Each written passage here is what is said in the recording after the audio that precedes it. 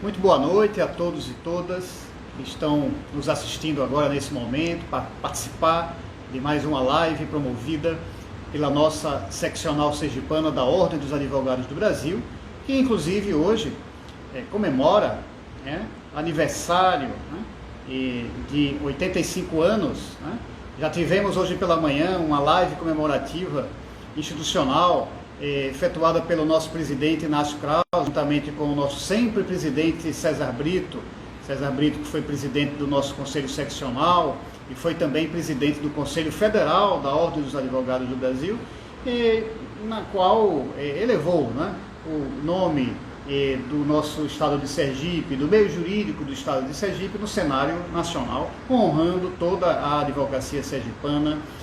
César Brito até hoje é motivo de muito orgulho, motivo de muita honra por parte de todos nós sergipanos. Né?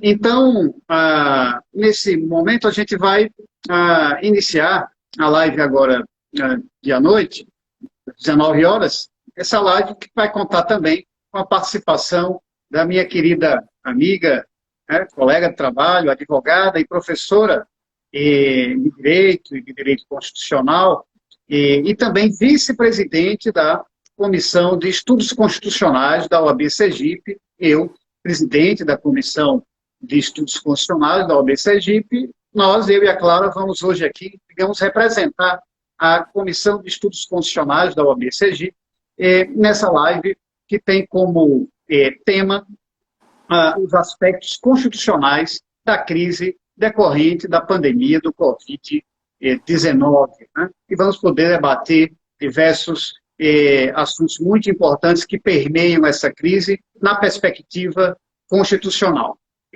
Clara, boa noite, uma saudação inicial a todos que nos assistem nesse momento.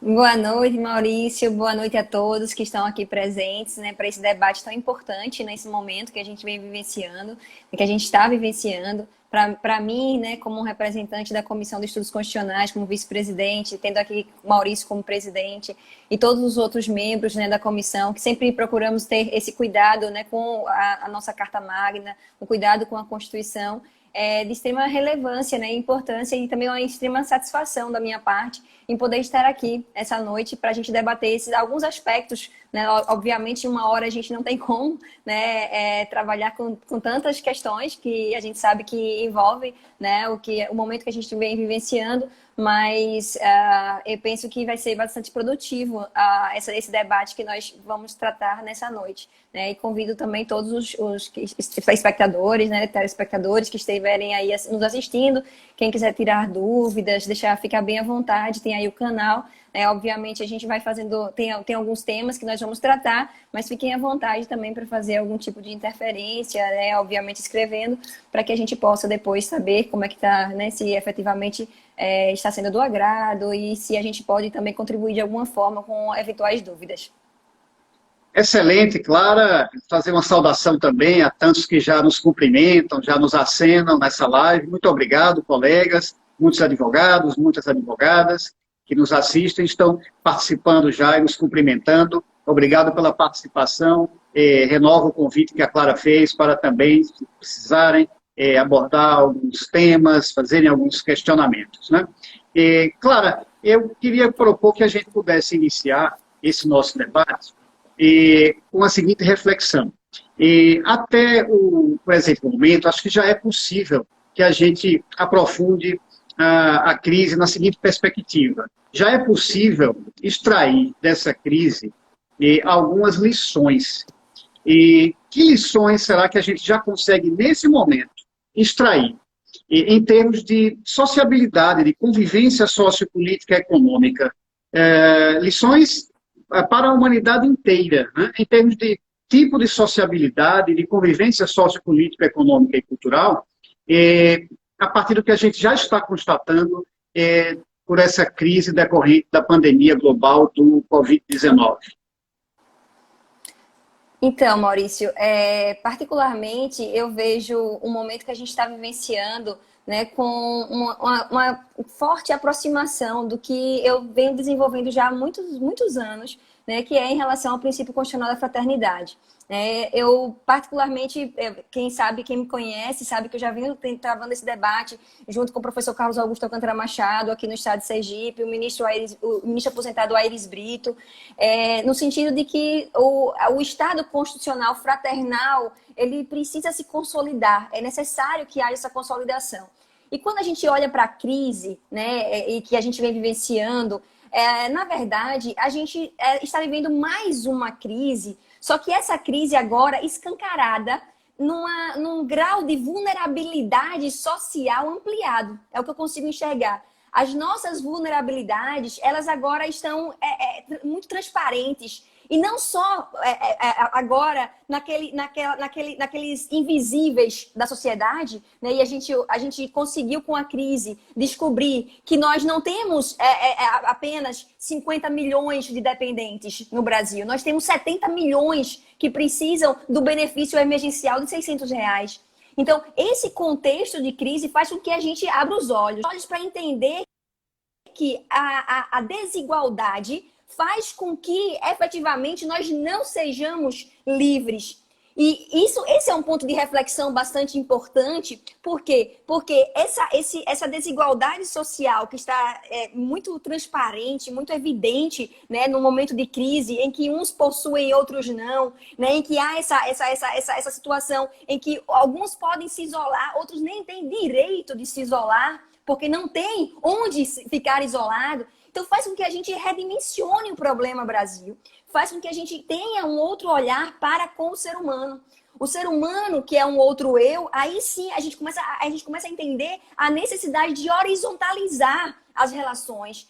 Entender que o direito, por exemplo, ele vem passando por uma situação em que não importa se você é um empresário, não importa se você onde você está na relação, porque os dois estão vulneráveis nesse momento. A relação trabalhista, que antes era pautada por um grau, né, de vulnerabilidade muito maior do trabalhador, encontra-se nesse momento com também uma vulnerabilidade do empresário. Então, essa situação, ela faz com que a gente consiga trazer uma horizontalidade para as relações sociais, para que a gente perceba que é preciso mudar. E onde há o coletivo, e eu acho que esse é o meu ponto de maior reflexão, onde há o coletivo e os países que têm uma maior, uma visão pró-social, pró-sociedade, para o coletivo, estão enfrentando essa crise com muito mais tranquilidade, se é que pode se falar de tranquilidade no meio dessa pandemia. Mas, pelo menos, se tem uma noção do todo, se tem uma noção... eu li recentemente um autor, um filósofo, que é o Lipovetsky, que ele fala do crepúsculo do dever, que nós vivemos no que ele chama de coletividade de egoísmos, que não dá tempo de enxergar o outro. E essa pandemia, ela permite que a gente enxergue o outro, que a gente entenda que é necessário. Eu, por exemplo, enquanto tenho uma colaboradora em casa, né, que fazia os trabalhos domésticos, e eu estou pagando para ela não vir, porque ela não pode vir. Então, há uma corresponsabilidade social aqui muito clara, muito evidente da nossa parte. E a gente precisa entender que é necessária essa corresponsabilidade social para que a gente consiga ultrapassar esse momento de crise que a gente vem vivenciando. Excelente, Clara. Saudar a advocacia que nos assiste, fazer uma saudação especial ao presidente Inácio Kraus, que agora há pouco adentrou na nossa live, nos cumprimentou.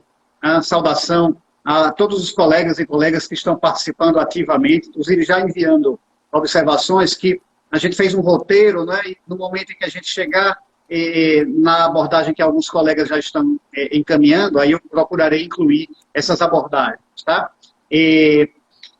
Clara, não foi à toa que eu sugeri, nesse nosso roteiro de live, que a gente começasse a abordagem por essa indagação, por essa reflexão sobre que lições nós poderíamos extrair já nesse momento da crise, olha que estamos longe de sair dessa crise, né?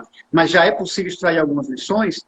Não foi à toa que eu sugeri que a gente pudesse começar por esse ponto, exatamente por conhecer a sua trajetória acadêmica, em que você faz essa abordagem sobre o constitucionalismo fraternal, né? Acho que parece ser intuitivo até a gente concluir já nesse primeiro momento o quão essa crise já está a nos ensinar essa lição fundamental, né? A lição de que a fraternidade, a solidariedade, ela é essencial para que a convivência humanitária em todo o globo, né, ela consiga realmente fazer fluir a dignidade da pessoa humana em todas as suas dimensões e em todas as suas vertentes. Porque, como você bem pontuou, todos estamos no mesmo barco. E aí, claro, é evidente que, nesse momento, estão sentindo muito mais agudamente os efeitos e os impactos da crise aqueles que são socialmente vulneráveis, né? E a gente vai abordar alguns desses aspectos ao longo da nossa live de hoje, mas todos estamos no mesmo barco da necessidade de nos proteger contra os efeitos desse vírus, do vírus da Covid-19. E aí ele atinge a todos, indiscriminadamente. Claro que vai impactar mais agudamente os mais vulneráveis socioeconomicamente falando, mas nós que eventualmente temos alguma condição melhor de vida, e mesmo as classes mais altas e mais abastadas, não podem se descuidar. Quer dizer, todos temos que nos solidarizar nesse mesmo barco, e isso é mundialmente falando, para que consigamos ultrapassar essa crise e depois, no pós-crise, no novo normal que venha a ser estabelecido nesse pós-crise, consigamos manter essa solidariedade, essa fraternidade num nível cada vez mais coeso, mais intenso, nas relações pessoais, humanitárias, nas relações internacionais entre os países, que isso vai contribuir com a ciência, com a tecnologia, e vai contribuir para a sobrevivência de todos nós e para a construção efetiva de um novo tipo de sociedade que, de algum modo, a Constituição Cidadã de 1988 já apontou esses caminhos, né? Afinal, ela bem incorporou todo esse ideário do constitucionalismo fraternal no seu texto. Aliás, o artigo 3º da Constituição estabelece como objetivos fundamentais da República, logo no inciso 1º, está dito exatamente construir uma sociedade livre, justa e solidária, né? E é preciso reunir cada vez mais essas dimensões, né, dos princípios fundamentais e dos direitos fundamentais, e que essa crise já está nos mostrando que sem fraternidade, sem solidariedade, sem esse olhar recíproco e empático do ser humano um com o outro, e isso mundialmente falando, nós não vamos conseguir sair bem dessa crise e nem estabelecer um novo patamar que seja efetivamente justo, livre e fraternal, solidário de convivência, né? Então não foi à toa, claro, que eu propus que a gente iniciasse esse nosso debate por aí, porque sabia dessa sua trajetória acadêmica que tem exatamente como foco o funcionalismo fraternal, e queria que você pudesse, então, pontuar um pouco mais sobre esse funcionalismo fraternal e a sua incorporação no nosso direito positivo, na nossa Constituição Cidadã de 1988, para a gente depois poder avançar em outros itens do nosso debate. Maurício, na verdade, a defesa que a gente faz é que, desde o preâmbulo da nossa Constituição, nós temos a construção, né, de uma sociedade fraterna. O artigo 3º, como você bem pontuou, né, no inciso 1, ele fala da construção de um Estado solidário. A gente diferencia um pouco fraternidade de solidariedade, entendendo que a solidariedade tem um olhar mais verticalizado, ou seja, não enxerga o outro exatamente como um outro eu, mas está dentro da fraternidade, que é mais ampla, que tem um olhar mais horizontal em relação ao outro, né? Então, a gente está vivendo um momento de fraternidade, porque a gente não tem dúvidas que o olhar agora é um olhar horizontal. E quando a gente entende que fraternidade é um princípio jurídico constitucional, né, um princípio jurídico constitucional, não apenas pelo preâmbulo, pelo artigo 3º, inciso 1, mas também pela Declaração Universal de Direitos Humanos, né, que fala do espírito de fraternidade, logo no seu artigo 1º, e nós incorporamos a Declaração Universal de Direitos Humanos, então nós compreendemos a fraternidade enquanto princípio constitucional que tem como uma de suas funções, e me parece essa a função primordial no momento que a gente está vivenciando, que é a função da corresponsabilidade social através dos deveres. A gente precisa compreender que, muito embora seja imensamente importante a atuação do Estado, a gente vai falar dessa atuação do Estado nesse momento, e a gente está numa dependência, né, quase que muito grande do Estado nesse momento de crise, há uma grande dependência da sociedade em relação ao Estado, a gente não tem dúvida disso, mas há também uma necessidade de dever, de corresponsabilidade social. Porque não adianta o Estado falar que vai, por exemplo, criar todo um artefato de proteção, né, dessa crise sanitária e nós, seres humanos, não respeitarmos, por exemplo, o isolamento social. Não respeitarmos as restrições que cada Estado está pontuando de acordo com a sua necessidade, de acordo com a sua situação. Eu sempre coloquei como exemplo, quando eu falo dos deveres em sala de aula, eu digo, como é que eu vou garantir o direito à saúde? Como é que eu vou garantir o direito à saúde previsto no artigo 196, que é direito de todos, dever do Estado e também dever da comunidade, né, enquanto membros desse Estado? Por exemplo, em relação à dengue, se eu deixo na minha casa, por exemplo, a água lá parada, o Estado não vai conseguir resolver esse problema, porque é um problema interno. Então, é do ser humano enquanto ente de uma comunidade. E aí a gente tem que reforçar o sentido de comunidade. Porque o que é comunidade? É a gente conviver nessa sociedade em prol de uma coletividade. Então, na verdade, quando a gente pensa na fraternidade, a gente pensa na fraternidade dentro dessa correlação com os deveres, mas sem esquecer que não são os deveres como lá, né, na antiguidade era uma imposição estatal, não. É, na verdade, um dever pautado pela fraternidade. Então tem um outro filtro aí para que não haja excesso do Estado, para que não haja arbítrio. Mas nós precisamos entender que por trás do direito também existe um dever fundamental que nós precisamos respeitar, que nós precisamos observar. Então, basicamente isso. Obviamente tem vários enfoques da fraternidade, mas eu queria enfocar nesse momento na questão do dever, principalmente para a gente também ampliar o debate posteriormente das restrições a direitos. Porque, né, essas restrições a direitos, elas ganham outro sentido a partir do olhar da fraternidade. Excelente, Clara. Vamos avançar, então, um pouquinho no nosso debate, mas queria novamente saudar tantos que nos assistem, colegas advogados, colegas advogadas, que inclusive estão participando ativamente aí com perguntas, com acenos. Muito obrigado à advocacia que nos assiste, que nos acompanha nesse momento. Clara, você meio que já esboçou o nosso próximo item aqui do nosso debate, que eu quero propor aqui. Nós, a partir de quando foi declarada pela Organização Mundial da Saúde a pandemia global Covid-19, desde logo a própria OMS anunciou como indispensável medida preventiva ao Covid-19 o isolamento social, né? Como estratégia para reduzir a velocidade do contágio do vírus, tendo em vista o nível de suportabilidade das redes de saúde dos países do mundo todo. E aí, sejam países desenvolvidos, sejam países subdesenvolvidos, não há sistema de saúde no mundo que consiga suportar o nível tão acelerado e rápido de contágio desse coronavírus, do novo coronavírus, o Covid-19. E aí a OMS fez esse alerta, olha, a principal medida a se anotar para evitar o colapso do sistema de saúde é o isolamento social. E assim orientou a todos os países membros da OMS, e assim tem sido também a indicação científica, né? A ciência tem apontado também nesse caminho.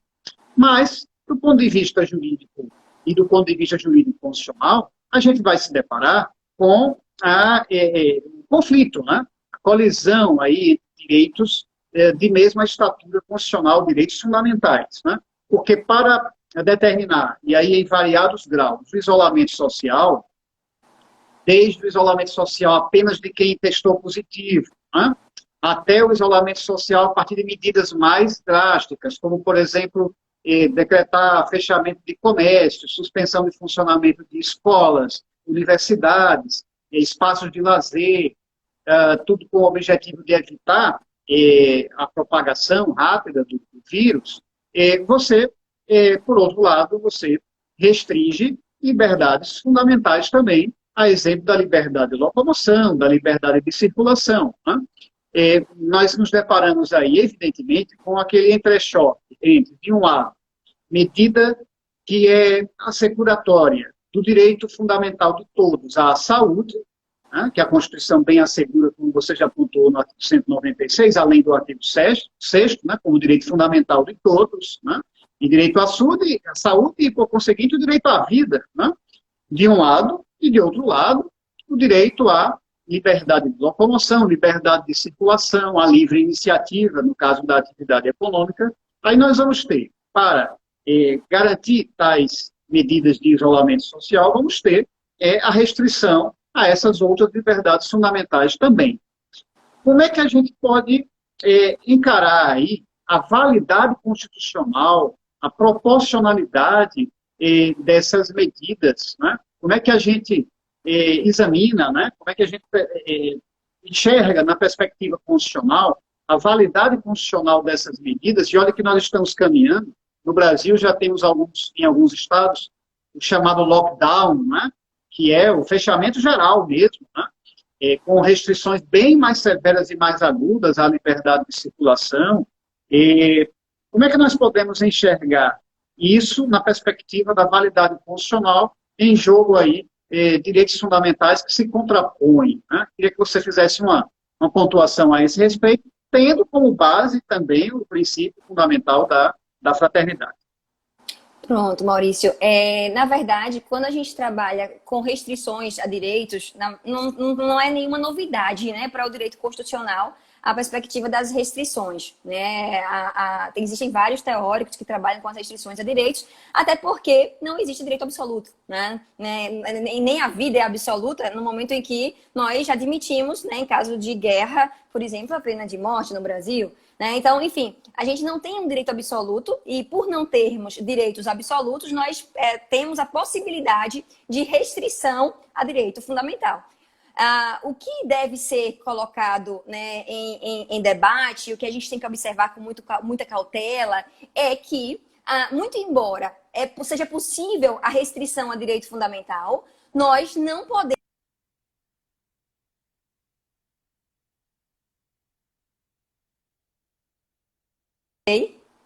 Voltou. Voltei, Caiu pronto. por pouco segundo. Caiu por pouco segundo. Pode prosseguir.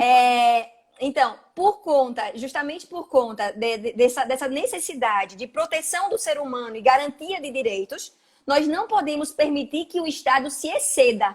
Então, a proibição de excesso de restrição é uma realidade, né? E a gente tem que ter muito cuidado com a restrição a direito fundamental justamente nesse aspecto. E por conta dessa proibição de excesso, ou ainda o que a gente chama de proibição à proteção insuficiente, né? Por exemplo, se o Estado é prestador de saúde, ele não pode proteger de maneira insuficiente essa prestação, né? Esse direito social. Então, dentro desse debate, a gente precisa, de um lado, proibir o excesso do Estado e também, né, proibição da proteção insuficiente do Estado. Como fazer isso? A gente tem a regra da proporcionalidade para ser aplicada, que é uma regra muito utilizada por nós constitucionalistas e também pelos administrativistas, né? Bastante utilizada também no âmbito do direito penal, que significa dizer que a medida adotada da restrição tem que ser uma medida adequada, necessária e proporcional stricto sensu, ou seja, ela tem que ser uma medida adequada na relação meio e fim, o meio utilizado tem que atingir a finalidade pretendida, nesse caso uma finalidade coletiva, visível, que é o direito à saúde, né, dentro dessa crise sanitária. Então, é muito forte aqui o direito à saúde. Então, a adequação, a relação meio e fim, a necessidade entre os meios existentes para restringir direitos fundamentais. Eu tenho que escolher necessariamente aquele menos gravoso, né, dentro daquela relação. Então, se eu tenho um meio menos gravoso em um Estado, nós vivemos em um Estado, vivemos em uma federação. Então, não necessariamente as medidas adotadas no estado de Sergipe serão idênticas às medidas adotadas no estado de São Paulo. Quem vai entender é o governante local, né, que vai entender a necessidade de restrição a direitos. E dentro daquela necessidade eu posso ver, se o número de situações, né, de casos em Sergipe está controlado, se nós não temos aí uma crise, que não é o que está acontecendo, a gente está vendo que é justamente o contrário, né, mas se estivéssemos com casos controlados, Seria possível, como já me consultaram, né, lojas, eu posso reabrir, posso voltar a funcionar? Aí eu falei, depende do momento, depende da situação. A gente não pode dar uma resposta única nesse momento, porque a necessidade que vai fazer o momento, né? A depender do momento, você pode reabrir. Então, se a gente não caminhar para um momento de pico, possivelmente, que não é provavelmente que vai acontecer pelo que está tudo indicando, a gente poderia falar em reabertura, né? Se assim quisesse o governador do estado, né? O prefeito. Ou ainda, se eles não quiserem, em momento algum, reabrir, a gente pode entrar com mandado de segurança para reaver isso? Claro. Se a gente demonstrar que não há uma necessidade naquele momento. Mas perceba, eu tenho que mostrar que não é necessário naquele momento. Não é simplesmente argumentar a livre iniciativa para conseguir, né, deixar de proteger o direito à saúde. E, por fim, o último, que é o mais difícil, sem dúvida, que é a ponderação, proporcionalidade em sentido estrito, que vai depender realmente do caso concreto, da análise feita, normalmente uma análise judicial, né, que é levada ao Poder Judiciário, e o Poder Judiciário, que naquela análise de sopesamento, ou por nós, advogados, né, ao fazer a análise, a gente vai levantar aí a tese de que, dentro das restrições, uma restrição, se for muito onerosa, eu tenho que garantir também muito o outro direito fundamental que está em choque, né? É o que o Canotilho chama de concordância prática, né? O princípio da concordância prática, de harmonização desses direitos fundamentais. Então, é por essa ótica que a gente deve enxergar essas restrições, lembrando que a gente chegou ao ponto, né, de restrição à liberdade religiosa, que sequer é admitida no estado de sítio, por exemplo, né, se a gente for olhar a Constituição. Então, estamos num momento muito sério, né, de crise. Muito embora não estejamos no estado de sítio, nem no estado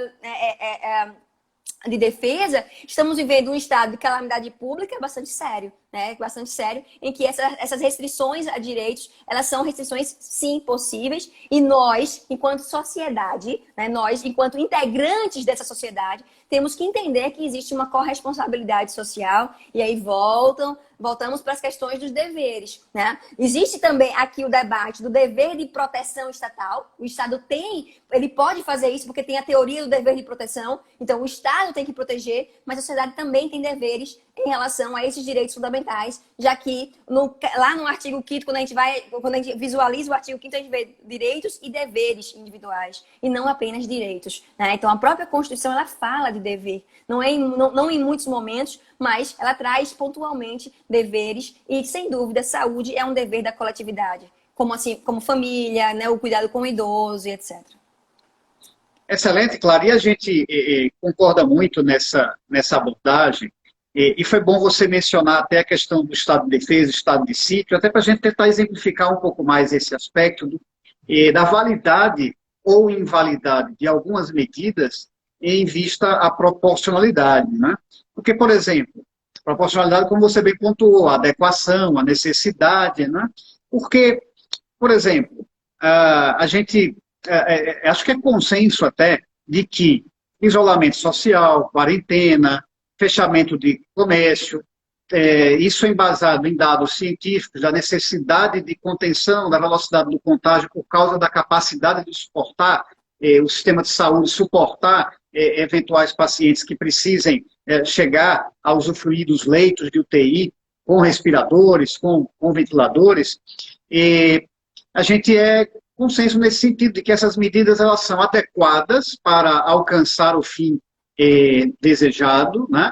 E são necessárias porque não existem outras medidas que sejam igualmente adequadas para alcançar o fim desejado, mas que eventualmente pudessem ser menos danosas, né, a esses bens jurídicos, a essas liberdades fundamentais.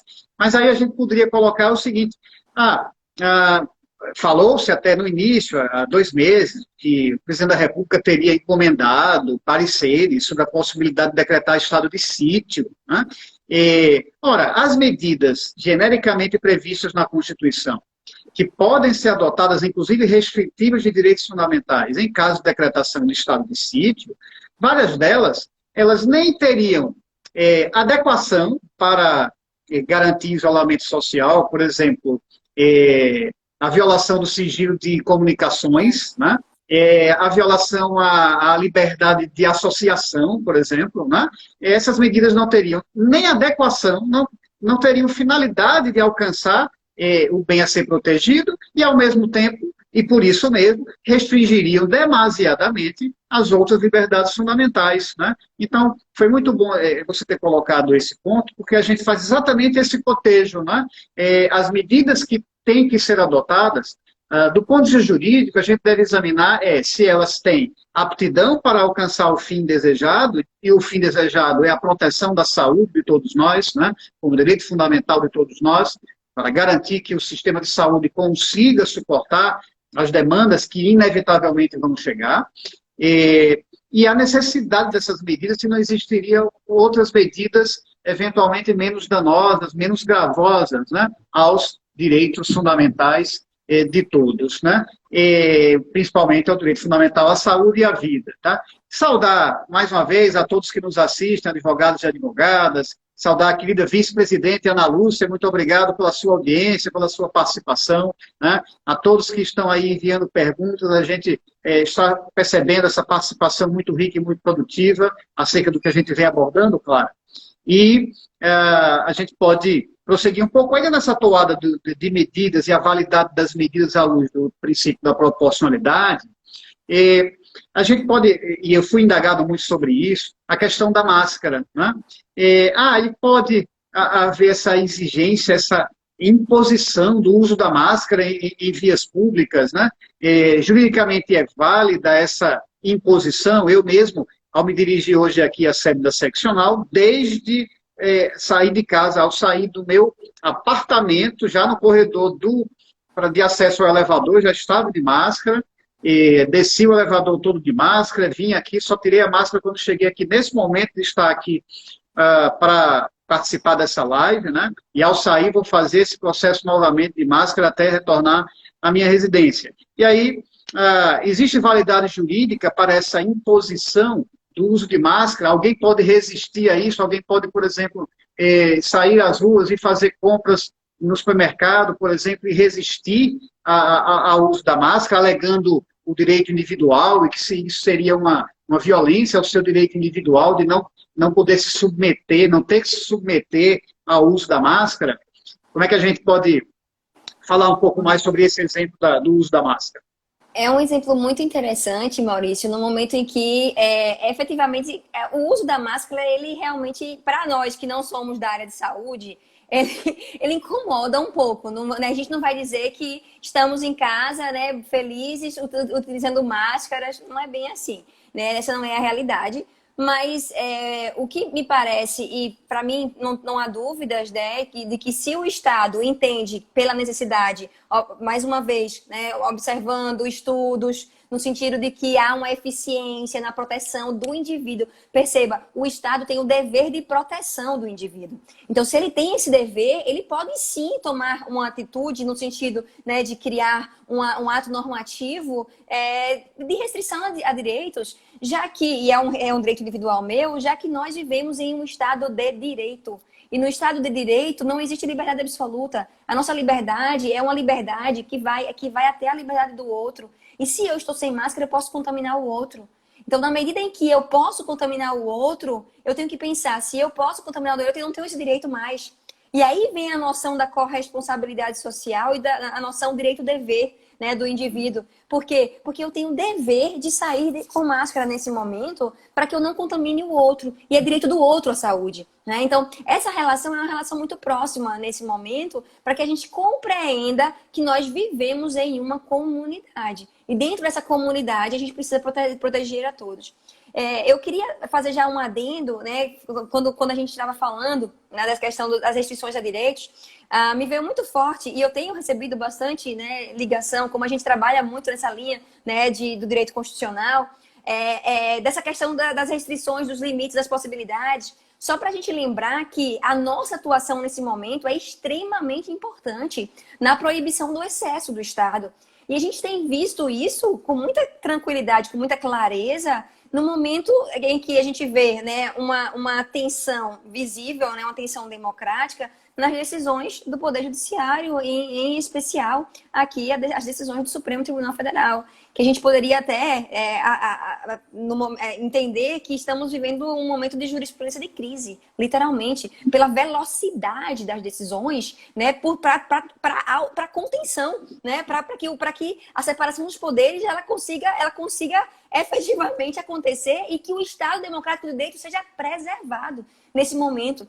Porque o que me parece, e aqui, já que a gente está falando dos aspectos constitucionais, é que dentro dessa situação de crise, há também uma oportunidade de excesso muito grande, né? Isso por parte de todos os poderes. Aqui a gente não precisa nem fazer apenas referência ao executivo ou ao legislativo, mas também em relação ao judiciário. A gente também pode ter aí, né, um momento de excesso por parte do Poder Judiciário. Então, nós, advogados, temos que ter também, nós temos uma missão e uma função, nesse momento, extremamente relevante, né? De levar ao judiciário aquilo que é necessário para que essas restrições a direitos sejam restrições legítimas, né? A gente fala uma restrição constitucionalmente adequada.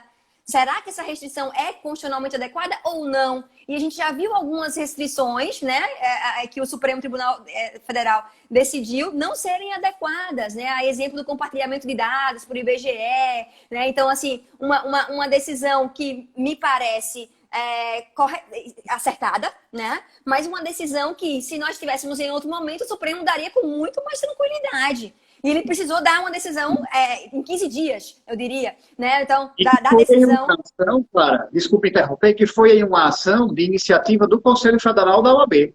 Exatamente, exatamente. Por quê? Porque entende a necessidade de atuação rápida, célere. Então, a nossa função nesse momento é uma função extremamente importante de controle também desses atos para a preservação do Estado democrático. Porque não existe Estado democrático sem direitos. E também não existe Estado democrático sem deveres. Né? Excelente. Queria saudar a nossa Glícia Salmeron, que nos...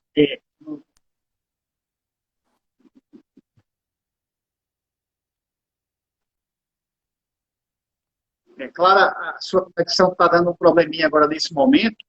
Queria aproveitar para saudar, então, a nossa querida Glícia Salmeron, presidente da Comissão Nacional da Infância e da Adolescência, querida amiga, conselheira federal também, representando o Sergipe no Conselho Federal da OAB, saudar o nosso diretor tesoureiro, Davi Dória, que nos assiste e nos cumprimenta por essa live, por essa participação, e cumprimentar todos os colegas da Advocacia Sergipana e todos os outros que nos assistem e participam da nossa live nesse momento.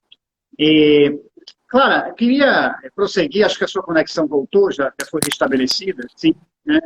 Queria aproveitar agora, tem muita gente perguntando e colocando o seguinte, como a questão da fraternidade, se o Estado, como é que as pessoas vão cumprir os seus deveres referentes à fraternidade, quando parte do Estado, muitas vezes, é o descumprimento desses deveres. Aí eu queria aproveitar o ensejo dessa colocação que muitos colegas vêm fazendo, para que a gente pudesse debater uma discussão que beirou áreas de crise mesmo institucional, e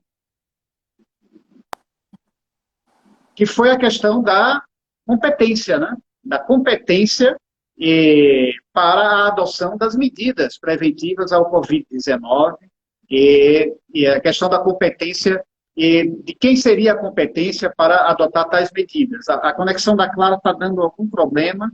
Vamos tentar o restabelecimento da conexão da Clara. Clara, vamos a sua ver conexão agora parece que retornou, né? Eu estava comentando, Clara, muita gente está perguntando o seguinte, como é que é possível falar que o particular também tem deveres, né? Tem de cumprir o seu dever de fraternidade, quando muitas vezes parte do Estado o descumprimento desses deveres, né? Não vem o exemplo, como é que a gente trabalha com isso. Aí eu estou aproveitando esse gancho para a gente abordar a questão da competência para a adoção das medidas de prevenção e combate ao Covid-19.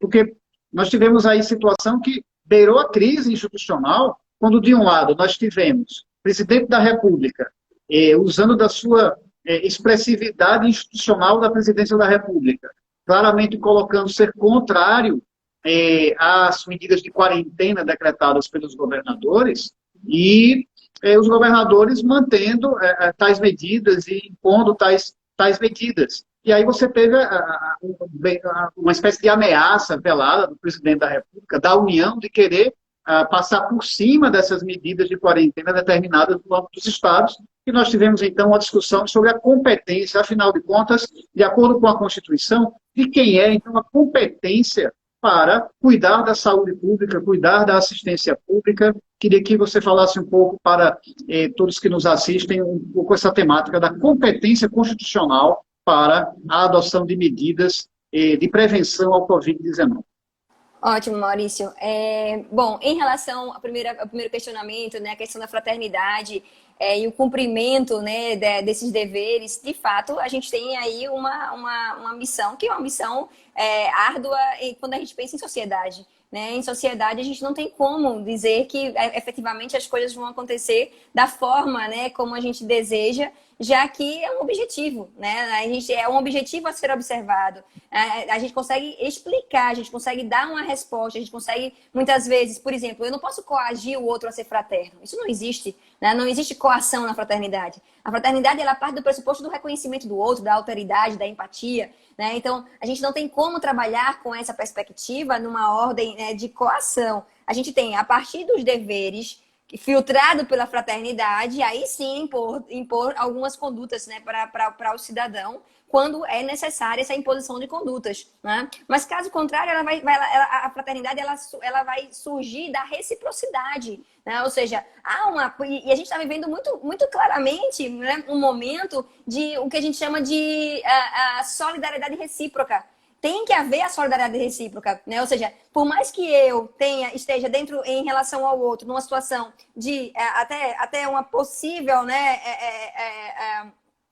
superioridade, naquele momento eu dependo do outro, porque se o outro estiver contaminado, vai me contaminar, e pronto. E é muito simples esse discurso. Então, se eu efetivamente quero seguir, né, por exemplo, né, uma orientação, e percebam que isso é tão sério, tão grave, que o Supremo teve que intervir naquela campanha O Brasil Não Pode Parar, né? Também mais um atentado à ordem democrática, que o Supremo disse, não é possível. Esse tipo de campanha publicitária fere o Estado Democrático de Direito. Então, percebam que por trás desse discurso tem toda uma visão, né, social e uma visão pautada pela solidariedade, pela fraternidade. Mas trazendo agora para a questão das competências. Maurício, chega a ser ridículo a gente ter que debater isso no Estado brasileiro. Chega a ser ridículo, por quê? Porque nós, professores de Direito Constitucional, nós falamos isso em todas as aulas. A gente faz, os alunos que fazem prova da OAB, eles sabem que é competência comum, está lá, previsto constitucionalmente, né? E a gente até utiliza sempre o exemplo. É o exemplo que a gente dá em sala de aula. Gente, para vocês entenderem, é possível a União dar conta da saúde pública do Brasil? Aí todo mundo, obviamente, diz, não é possível, porque depende da especificidade do local, depende da necessidade.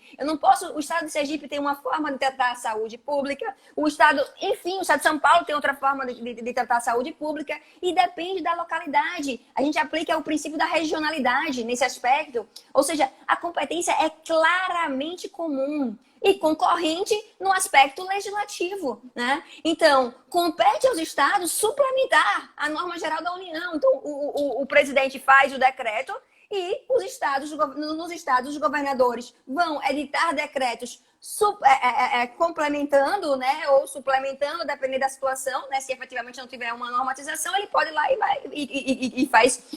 utiliza da sua competência concorrente ou complementar, ou da sua competência concorrente supletiva, a depender da circunstância. E da mesma forma os municípios, né? E os municípios vão lá e suplementam também a legislação. Então, me parece que foi uma discussão totalmente pautada numa tensão democrática desnecessária, né? Desnecessária, mas que foi necessário o Supremo Tribunal Federal, na DPF 672, né? Dizer que, efetivamente, o que está óbvio, né? Dizer o óbvio. Leiam a Constituição, né? Está lá na Constituição expresso, sim, os estados, eles têm competência para legislar nessa matéria.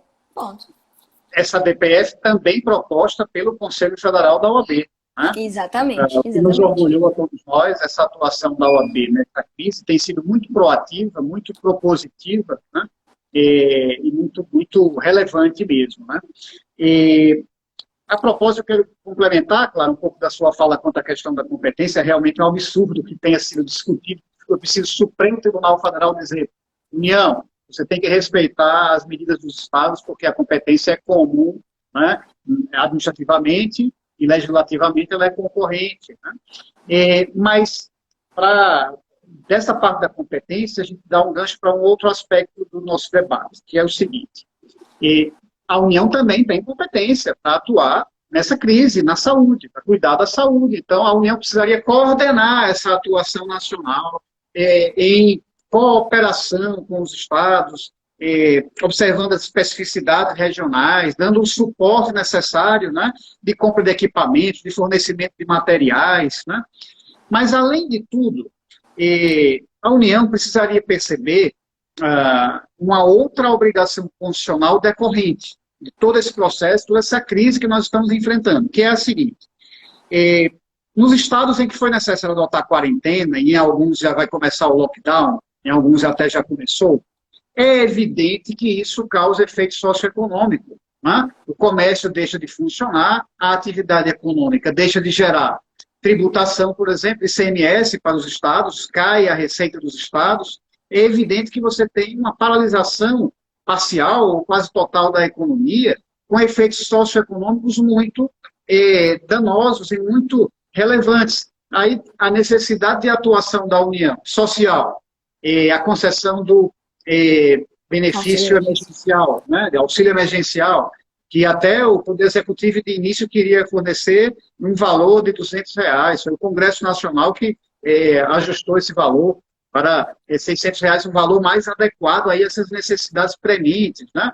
E outro aspecto, o aspecto econômico. Né? A União precisa dar o suporte financeiro aos estados que, inevitavelmente, vão ficar sem recursos, principalmente por falta de ICMS, não tem o que arrecadar de ICMS, porque não tem comércio funcionando, não tem a economia funcionando, não tem o que tributar e não tem o que receber, e aí, inevitavelmente, a União, que é quem emite moeda e quem administra a política monetária e cambial brasileira, é quem precisa entrar aí para fazer essa parte coordenadamente. Então, inevitavelmente, pelas medidas estaduais determinadas, você tem um efeito econômico perverso e cabe à União atuar dentro dessa sua perspectiva constitucional de atuação para procurar minorar esses efeitos. Não à toa, já comentamos, né, a aprovação do benefício emergencial para as pessoas e a questão do socorro financeiro aos estados, que está por sair, está para ser sancionado pelo presidente da República, um projeto que finalmente o Congresso aprovou,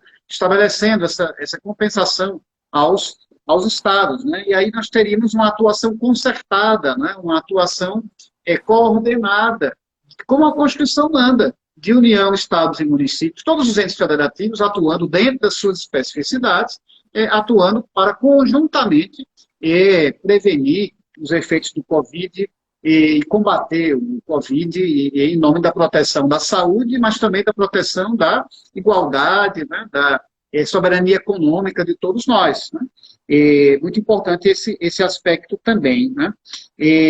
Ou seja, esse dever do Estado brasileiro de atuar na minoração dos impactos socioeconômicos inevitáveis. Isso está acontecendo no mundo inteiro, aconteceu também já aqui no Brasil, essa crise vai ainda se protrair no tempo, por muito tempo, né?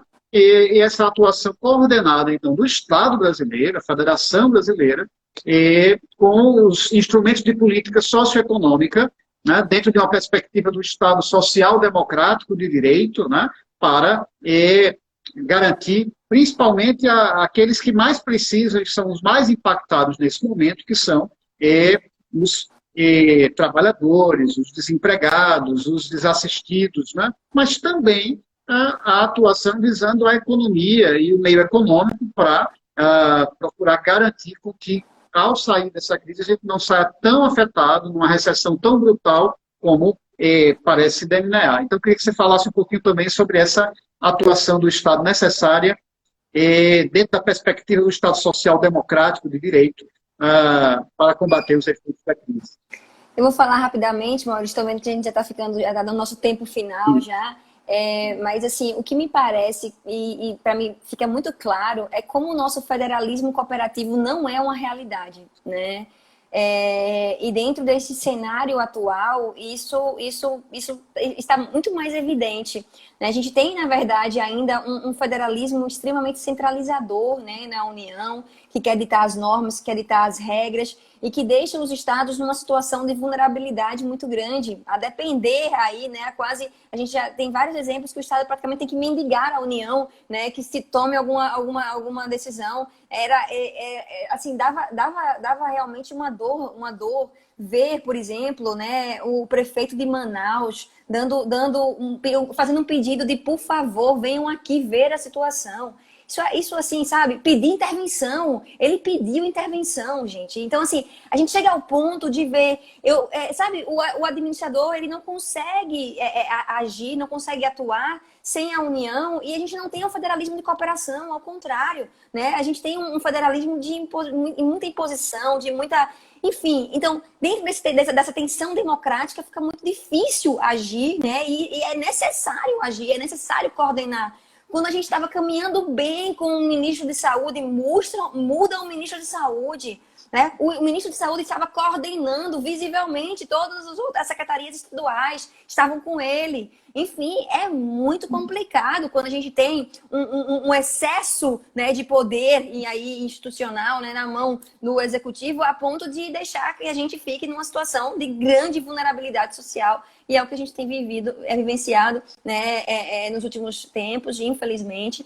Mas a gente não pode deixar, né, de reconhecer e de entender a nossa missão, né, enquanto instituição. A OAB precisa agir como vem agindo, né? O nosso presidente, ele está à frente dessas discussões, o presidente nacional está à frente dessas discussões, né? Você, né, enquanto integrante da comissão, né, de estudos constitucionais no Brasil, também à frente dessas discussões, nós não podemos ficar calados diante desses contextos, né, de situação de vulnerabilidade, que eu diria vulnerabilidade federativa, a gente poderia dizer, né? É um momento de vulnerabilidade federativa no sentido que o ente federativo, ele não pode ficar nessa situação de dependência total da União, principalmente no momento desse de crise. E ainda bem que efetivamente o Congresso, né, já deliberou o orçamento de guerra, né, muito embora seja também pauta para uma outra conversa, né, por conta de algumas regras que tem lá complexas, né, no aspecto constitucional, né, essa última emenda constitucional que nós tivemos, que é a emenda 106, né, em 2020,